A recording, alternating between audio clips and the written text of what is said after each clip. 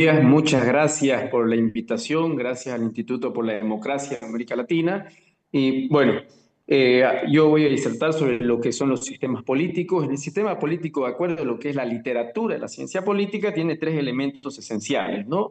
Lo que nos menciona Boussabrey, que es sociedad, élite y gobierno, ¿no? Hay tres elementos esenciales. A veces hay cierto tipo de confusión con lo que son los regímenes políticos. Los regímenes políticos, como hablaba Montesquieu, vienen a ser la república, monarquía y el despotismo, ¿no? Ahora vamos llegando a lo que es Bolivia en la conformación como en 1825, que ya viene a ser una forma de Estado que es unitario, a diferencia de otros países como ser Estados Unidos, Brasil, otras naciones grandes que son federales, ¿cierto? Ahora, cuando hablamos de república, intrínsecamente estamos hablando de democracia. ¿Por qué? Porque es un Estado de derecho.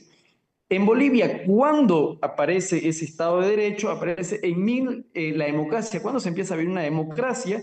Es a partir de 1952 con el ascenso al poder del movimiento nacionalista revolucionario, cuando implementa ciertos valores importantes que son lo que es el voto universal, la reforma agraria, pero lo más importante ahí viene a ser nosotros, en el estudio de la democracia, perdón, es el voto universal. Sin embargo, es parte de la historia, está en los libros, si bien se ejercía una democracia, un ascenso de las masas al poder también, por otra parte, ¿no? Había la práctica de los campos de concentración de Curahuara de Carangas, ¿no? Con un decreto supremo del 01619, donde en efecto, por un lado, ¿no? Había un ascenso de las masas y por otro lado se reprimía, que es totalmente contradictorio a lo que son los elementos fundamentales de la filosofía en lo que viene a ser la democracia, a personas que eran opositoras al régimen del movimiento nacionalista revolucionario. Y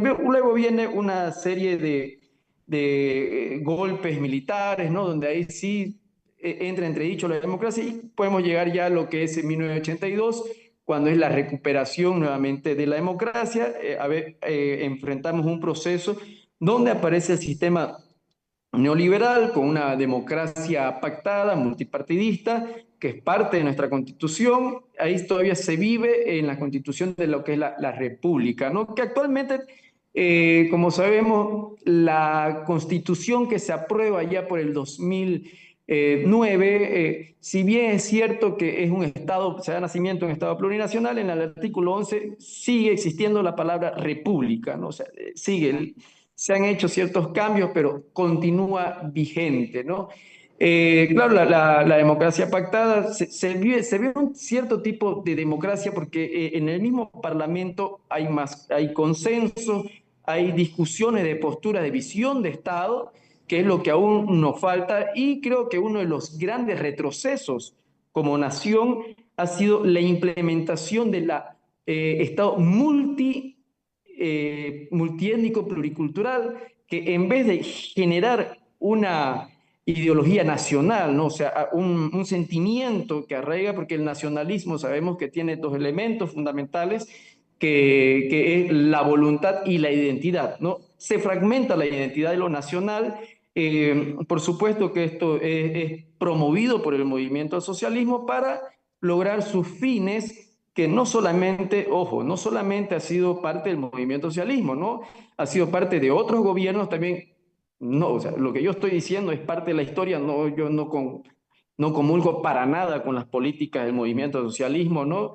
Que considero que hay vulneración demasiado de los derechos humanos, pero también presos políticos y asilados ha habido bastante en otros procesos, tiempos, ciclos de la historia nacional. Uno de esos ciclos también fue preso el gran laboralista, un gran académico intelectual de las ciencias sociales como fue Isaac Sandoval. Él nos explica, ¿no? Que aún no hay ese sentimiento, es una sociedad muy abigarrada, como lo menciona Zabaleta, donde en vez de lograr, creo que eso es uno de los grandes desafíos para estos próximos ciclos, lograr una identidad nacional como lo tiene el Señor Vega, le estadounidense quedan en la 30 segundos, Argentina. por favor. Gracias. Entonces, ese es el gran desafío, ¿no? Hay que generar una identidad nacional en vez de promover las cosas que nos hacen diferente, lograr un sentimiento de la bolivianidad y no extender estas tensiones regionales que existen entre bolivianos. Muchas gracias.